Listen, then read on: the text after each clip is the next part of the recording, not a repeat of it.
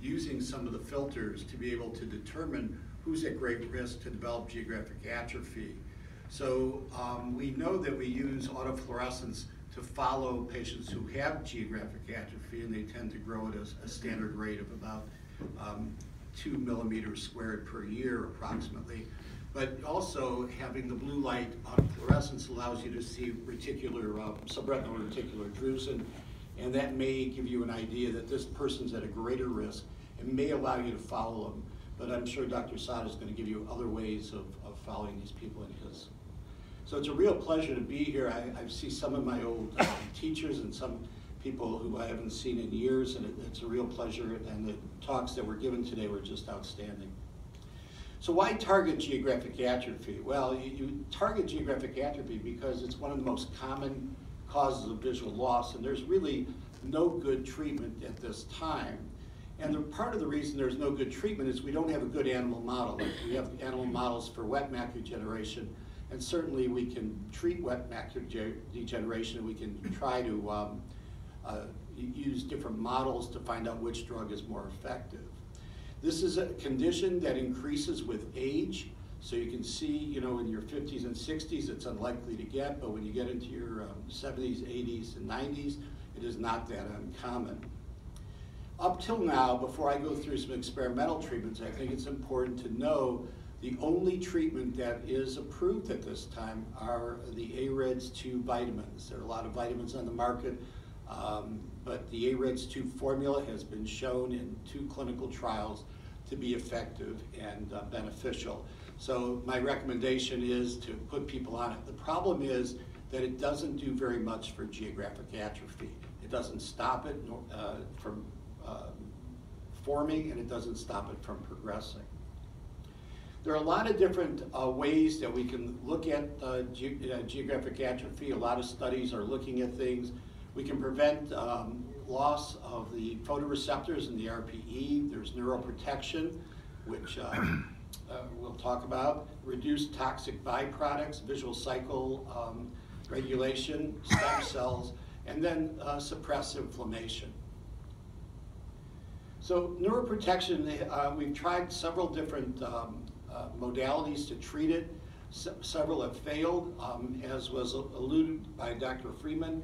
Brimonidine seems to work. It does slow down. It seems to be a neuroprotective agent.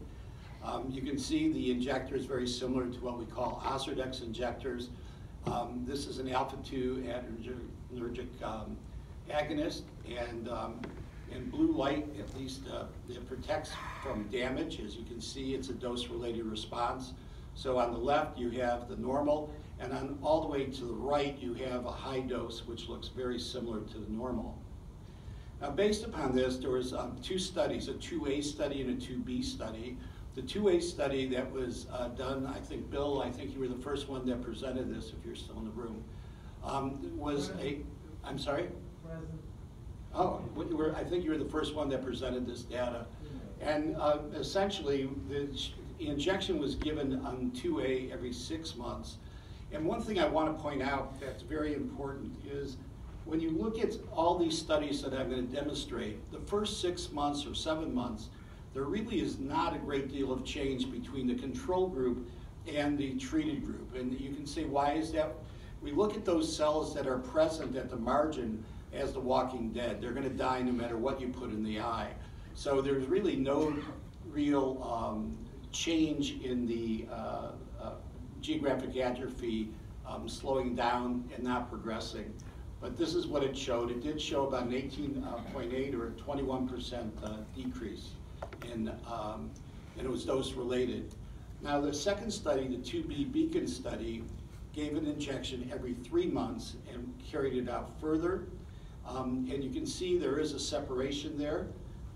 But when they looked at the size of the lesion, there was a greater separation. This seems to work better in lesions that were greater than 6 millimeters squared versus the smaller lesions. And you can see the results about 29% reduction in progression, a reduction in the size of the lesion as compared to the control.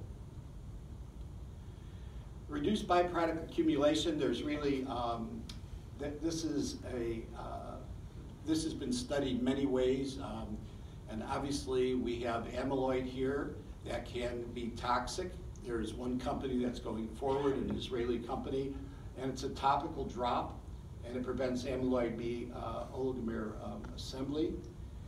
We know that amyloid's found in drusen, and this is part of their thinking, and that causes some toxicity. And here you can see that there is, in a mouse model, that you definitely can reduce the formation, save the photoreceptors in the outer retina. In AMD patients, the alpha-beta deposits and complement activation are co-localized. So this drug is expected to normalize both the amyloid as well as the complement. So hopefully it will be able to slow down some of the progression. This is a drug that's used for MS that has been shown by Rick Rosen in New York to have an effect in reducing drusen. But we all know we've had several studies that reduce drusen. It doesn't correlate well with improvement of vision or a reduction in the size or formation of neovascularization or geographic atrophy. But this is just an interesting study that we know that drusen can go away on their own, but this was over a 12-week period, and there was certainly a nice response. Visual cycle modulators, both the fenretinide and the mixostat did not do well. ALK-001 is a drug that's being tested for Stargardt's disease. It is a modified vitamin A, and it's felt that by this modified vitamin A, that the fluorophores that come from vitamin A will not be elicited, and this will reduce any toxic effects that vitamin A may have. There are a lot of stem cells. We're not going to go into this. In the upper right corner is the group from USC that has reported some visual improvement. This is scaffolding. A lot of people are putting cells under the retina. It seems the scaffolding may work. This is the same thing that Coffey was doing in England. And this is just on a matrix so that all the cells are lined up properly. Suppression of inflammation seems to gather the most weight, and we know that complement inhibition is probably at the forefront of this. I want to point out that minocycline and doxycycline both inhibit the activation of microglia. They also have an effect on MMP. So there's a lot of things, and there's a TOGA study that's being done to see if doxycycline administered about 50 milligrams per day will decrease the progression rate of these patients with geographic atrophy. Complement studies, some have already failed. We know that factor D, the lampalizumab trial, failed, but they're still looking at factor B. Ionis is looking at that. We have APL, which is looking at factor 3. Factor 5 is being studied in 2 different studies, and we have the MAC complex. Now this very busy slide has 3 different colors here. There's a blue that shows you which drugs are being studied or which areas are being studied. We also know that genetic association has been associated with a large number of the complement factors. And then we know that what's found in the histopathology. And we already know that lampalizumab failed in factor D. The drug that's in a phase 3 trial now is the APL2, which used to be POT4. It's a small synthetic cyclic peptide. It is administered intravitreally every 4 or 6 weeks. It's a derivative of comistatin, and it prevents C3 activation. This was their study. The primary endpoint was at 12 months, and you can see, as I pointed out before, at 6 months there's a little bit of separation, but the separation really gets much larger in the second 6 months, and you can start to see that you're getting about a 29%, similar to brimonidine. Now, what happens when you stop the treatment? That was, one thing. Did they revert back all the way back to their baseline? No, what they did is they continued on, and 6 months later, these lines were basically parallel. So it did downregulate the growth, and when you stopped it, the growth continued at the normal rate you would have expected with the placebo. There was, however, a large number of patients who had exudation. Now, I say exudation and not CNV because they didn't do fluorescein angiograms, but these patients on OCT developed little areas, and we can argue whether it was present before or whether these developed because of this. There is a paper in Blood that does show that blocking C3 can activate VEGF, so this may be a real problem in the long term. HMR59 is coming out of Tufts and basically is using gene therapy. So they're using CD59, which is a natural occurring anti-angiogenic protein, and it blocks the MAC complex, which is the end stage, and hopefully by blocking the MAC complex, you're going to reduce any potential growth of the lesion. We've heard a lot about the drugs that work on mitochondria, and these seem to be very helpful. We know that as we get older, our mitochondria contribute greatly to our aging process, and having this drug available may be able to upregulate the visual cycle.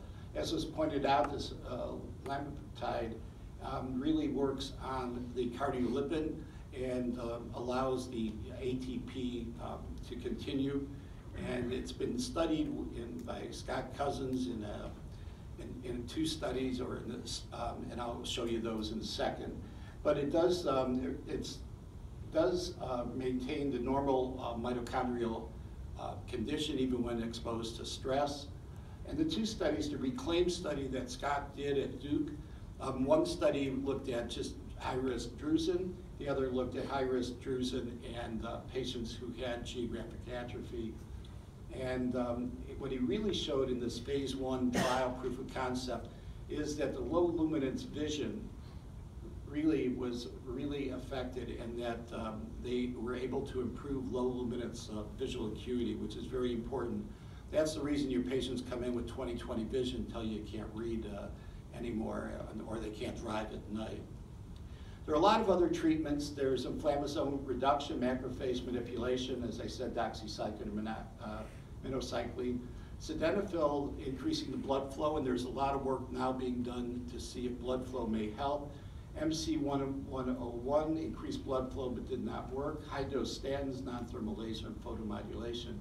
Inflammasomes are part of the innate immune system, and basically we're able to stop the production of these. They do affect interleukin 1 and 18, and they may play a major role in the death of the cells surrounding the geographic atrophy. TMI 018 takes macrophages. If you stop macrophages, they do not recruit VEGF. They don't recruit cells that will exhibit the VEGF. So if you can take the M1 and M2 macrophages and make them to M0s where they don't have any adverse effect, you may be able to stop it. And this is what has been done. It shows it reduces pro-inflammatory targets, protects against RPE loss. Now this is the high-dose statin. This is from Joan Miller, and this is the last slides. This is what she had pre-treatment with high-dose statins, and after. It's pretty impressive. So in summary, we have a lot of new things that are going on, and Jim, you'll be able to send a lot more patients in when you start doing the autofluorescence on these people. But I want to thank the organizers for allowing me to be here today.